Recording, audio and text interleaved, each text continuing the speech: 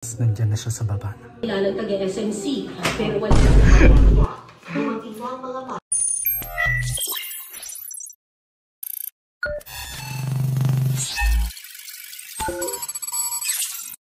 Hey, what's up, Windsor? So, Valentine's Day and naisip ko lang na mag-DIY ng flower bouquet.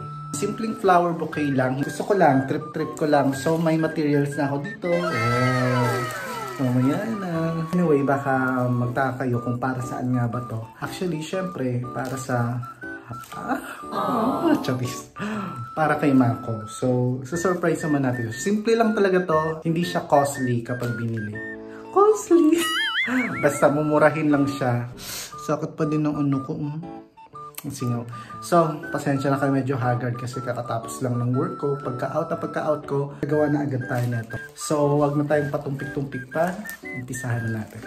Ito yung mga materials na gagamitin natin. Mga tira-tira kong mga art paper, colored paper, yan, may bond paper din. Bahala na kung anong gagamitin natin dyan. Meron din tayo na itong tirang plastic. Meron tayo na itong mga flowers. Mura ko lang siya nabili sa somewhere down the road. Nasa 100 plus lang to. Dalawa na siya. Siyempre, lalagyan din natin ng kunwari chocolates. Yung honey. Kasi para mura lang, diba? So, bumili din pala ako ng stick para sa mga honey natin. Kalimutan ko din banggitin yung tira-tirang ribbon. So, ayan na lang yung gagamitin natin pantali kasi hindi ako nakabili ng ribbon para tipid, diba?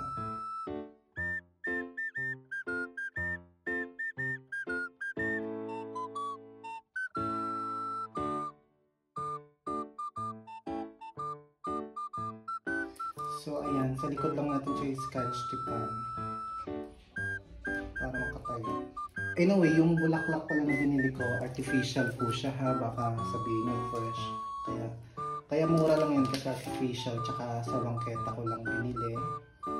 Patusok yung pinagdikitan natin sa likod ng honey para hindi makatusok pag biglang naano sa kamay, diba?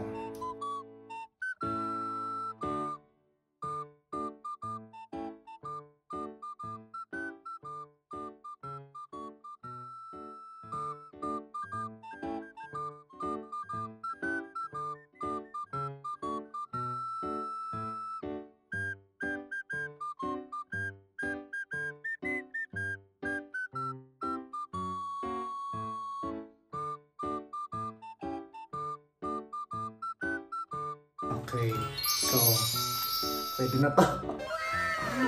Ayan, tawag natin dito sa bouquet na to is Honey My Love. So sweet bouquet. Ayan, ganyan yung itsura niya. Medyo hindi perfect kasi ang pangit ng pagkakagawa ko kasi wala tayong base. Wala siyang paglalagyan ng pagtutusukan ng mga stick. Hindi ako nakapabili ng foam or yung basta kung ano man pwede lang. So ginawa ko na lang, nilagay ko na lang siya sa bond paper. Kaya diniskartehan ko na lang na mapatayo ko yung mga honey. Pero pwede na din. Artificial lang yun. Baka magano kayo. Okay, diba? Ang ganda. Pwede na. Kasi ang pangit yung magpagkakaribon ko. Mamaya pagdating ni Mako, isusurprise na lang natin siya nitong bouquet.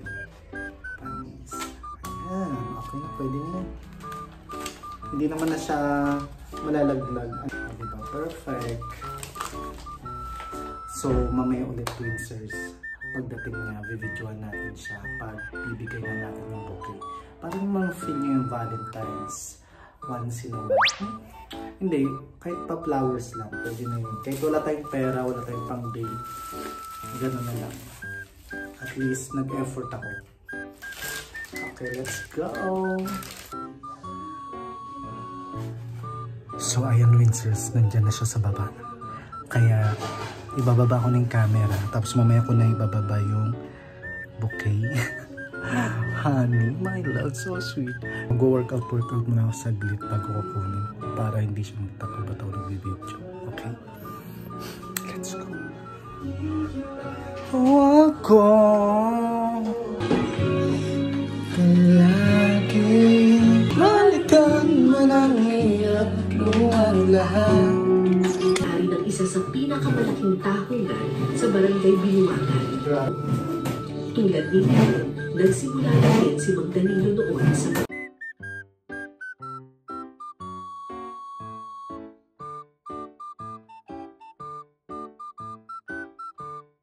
kay Tatay Danilo, may nagpakilala raw sa kanila na taga Kasi malaki din yung puhunan namin mag-aama doon. Development Manager ng San Miguel, Ilo City. Ang tuwan sila ng proyekto, magbibigay kami ng sapat na kompensasyon. Gaya ng Department of Transportation, sinabi nilang sasagutin ng concessionaire ng SMC ang mga gastos at pagbibigay ng tamang kabayaran sa mga apektadong pamilya. Pinangako 7 milyong pisong halaga ng kanilang tahungan. Kaya hindi pa nila ito binabaklas at patuloy pa silang nagaan ng tahong at talaba. Sinubukan naming alamin kay Mang Danilo kung sino ang kumausap sa kanila na nagpakilalang taga-SMC. Pero wala raw ipinakitang ID o kahit anong dokumento na magpapatunay na taga-SMC nga ang kanyang kausap. Ang pag-uumpisa po ng negotiations ng airport ay nag-umpisa lamang po ng 2020, March 2022, kung kailan po na-establish ang Environment and Social Scheme ng San Miguel. Murahin lang yan